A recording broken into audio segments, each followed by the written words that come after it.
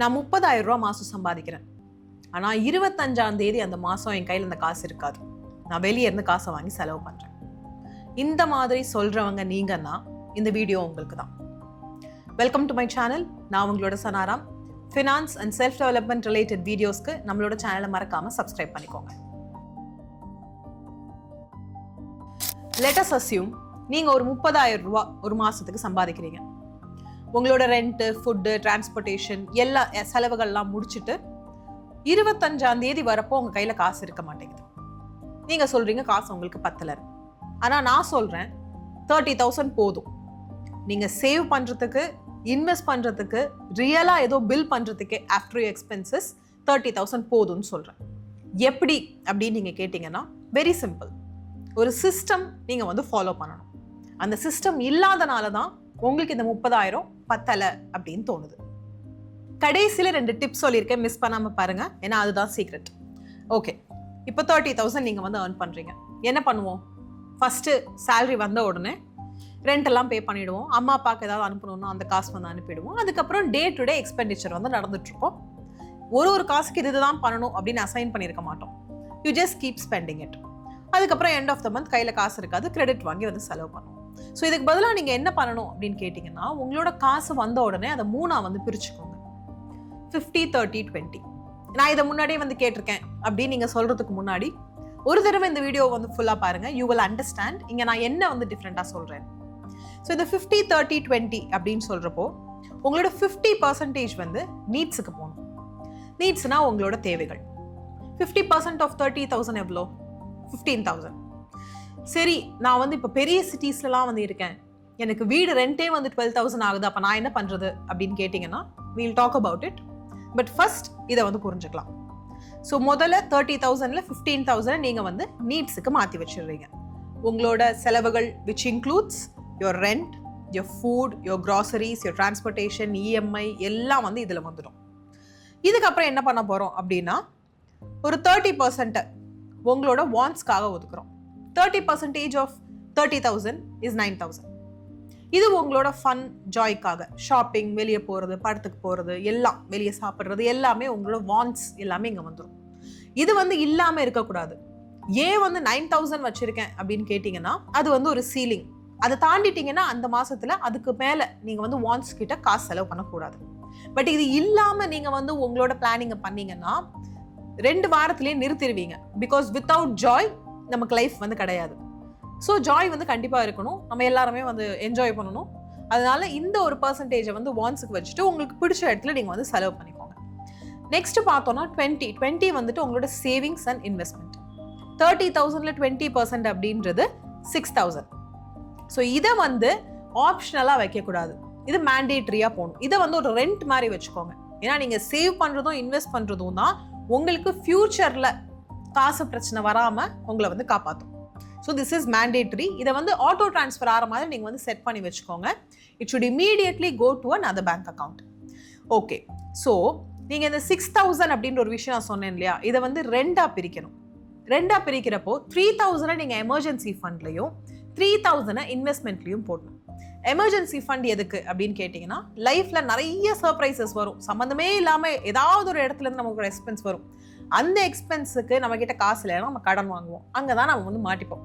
So இது 3,000 நீங்கள் எடுத்து வைக்கிறதுனால, மாதம் எடுத்து வைக்கிறதுனால உங்களுக்கு ஹெல்ப்ஃபுல்லாக இருக்கும். கரெக்டான டைமில் நீங்கள் 3 monthsோட எமர்ஜென்சி ஃபண்ட், அதாவது கார்பஸை ரெடி பண்ணி வச்சுக்கணும். இப்போ 30,000 உங்களோட சம்பளம்னா இன்டூ 3 போட்டிங்கன்னா 90,000. ஸோ 90,000 சேமிக்கிற வரைக்கும் இந்த 3,000 அங்கே போயிட்டே இருக்கணும். ஓகே, நெக்ஸ்ட் பார்ட் பார்த்தோன்னா, அந்த 3,000 இன்வெஸ்ட் பண்ண சொன்னீங்கன்னா நீங்கள் எஸ்ஐபியில் இன்வெஸ்ட் பண்ணலாம். எஸ்ஐபியில் நீங்கள் 500 போட்டாலும் சரி, இல்லை 3,000 போட்டாலும் சரி, ஒரு ரிசர்ச் கண்டக்ட் பண்ணிவிட்டு ஸ்டார்ட் இன்வெஸ்டிங். பிகாஸ் எஸ்ஐபியில் உங்களுக்கு காம்பவுண்ட் இன்ட்ரெஸ்ட் கிடைக்கும், which means in long run, like ஒரு 5 years or 10 yearsல you will actually see serious money. இப்போ அந்த கொஸ்டினுக்கு வரலாம்.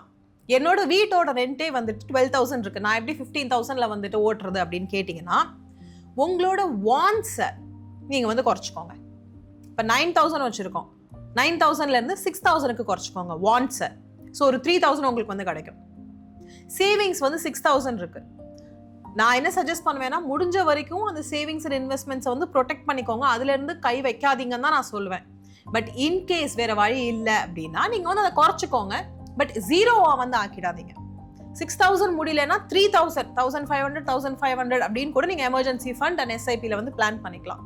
பட் கண்டிப்பா அது வந்து இருக்கணும். ஏன்னா அதை நீங்க ஸ்டாப் பண்ணிட்டீங்கன்னா நீங்க ஃபைனான்ஷியலி ஒரு ஸ்டெபிலிட்டி வந்து அடையவே வந்து முடியாது. ஸோ நம்ம என்ன பண்றோம், இன்கேஸ் நம்மளோட நீட்ஸ் ரொம்ப ஜாஸ்தியா இருந்துச்சு அப்படின்னா நம்மளோட வாண்ட்ஸையும் நம்மளோட சேவிங்ஸ் அண்ட் இன்வெஸ்ட்மெண்ட்ஸை கொஞ்சம் குறைச்சிட்டு இங்க வந்து யூஸ் பண்ணிக்கிறோம்.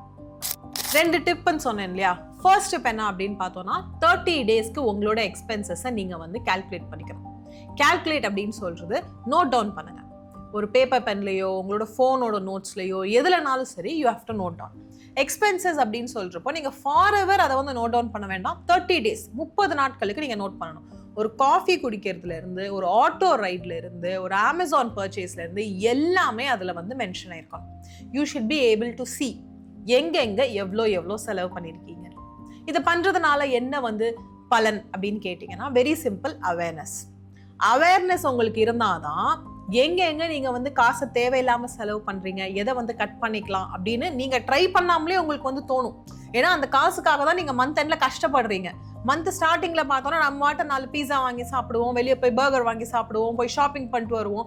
இதெல்லாம் பண்ணிட்டு வந்துட்டு கடைசி நேரத்துல உட்காந்து என்கிட்ட காசு இல்லை, நான் வந்து அவங்க கிட்ட கடன் வாங்கணும், எனக்கு ரொம்ப அசிங்கமா இருக்கு, எனக்கு வேற வழி இல்லை அப்படின்னு நம்ம வந்து கம்ப்ளைண்ட் பண்ணுவோம்.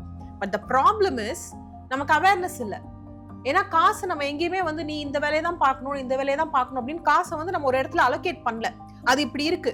ஜஸ்ட் அசியூம் பண்ணிக்கோங்க, என்கிட்ட ஒரு பைல் ஆஃப் மணி வந்து இருக்கு. இது வரைக்கும் எவ்வளோ இருக்குன்னு நான் வந்து பார்க்கல, இருக்குன்னு எனக்கு தெரியும். நான் எவ்வளோ செலவு பண்றேன்னு பார்க்காம செலவு பண்ணிட்டே இருக்கேன். ஓவர் த டைம் அது குறைஞ்சிடும், காணாமல் போயிடும். ஆனா அதையே நான் வந்து ஓகே இங்க 10 பைல்ஸ் இருக்கு, இந்த 1 இதுக்கு, இந்த 1 இதுக்கு அப்படின்னு நான் வந்து ஒதுக்கி வச்சுட்டேன்னா அது தீர்றப்போ எனக்கு வந்து தெரியும் எவ்வளோ காசு வந்து மிச்சம் இருக்குன்னு. ஸோ அதுதான் வந்து நமக்கு முக்கியம். ஸோ அதனால தான் 30 நாட்களுக்கு நீங்க என்னென்ன செலவு பண்றீங்க அப்படின்றத எழுதி வச்சுக்கிட்டீங்கன்னா உங்களுக்கு அவேர்னஸ் இருக்கும். அவேர்னஸ் இருந்தது அப்படின்னா உங்களுக்கு கண்ட்ரோல் கிடைக்கும். அந்த கண்ட்ரோல் வந்துருச்சு அப்படின்னா உங்களுக்கு 30,000 போதும் அப்படின்னு வந்து தோணும். செகண்ட் டிப் என்ன அப்படின்னு பார்த்தோம்னா, இன்கேஸ் நீங்க வந்து ஜாஸ்தி சம்பாதிக்கிற ஒரு ஆளு அப்படின்னா நீங்க 50% நீட்ஸ்ல போடணும்னு அவசியம் கிடையாது. சம்டைம்ஸ் இந்த ரேஷியோ வந்து மாறலாம் depending on how much you earn. இப்போ நீங்க ஒரு 1 lakh சம்பாதிக்கிறீங்கன்னா 50,000 நீங்க நீட்ஸ்ல போடணும்னு அவசியம் வந்து இருக்காது. மேபி உங்களோட நீட்ஸ் 30,000 தீருமா இருக்கலாம். அப்ப நீங்க அந்த 20,000 என்ன பண்ணலாம், வாண்ட்ஸ்ல போடுவீங்களா இல்ல சேவிங்ஸ் அண்ட் இன்வெஸ்ட்மெண்ட்ல போடுவீங்களா?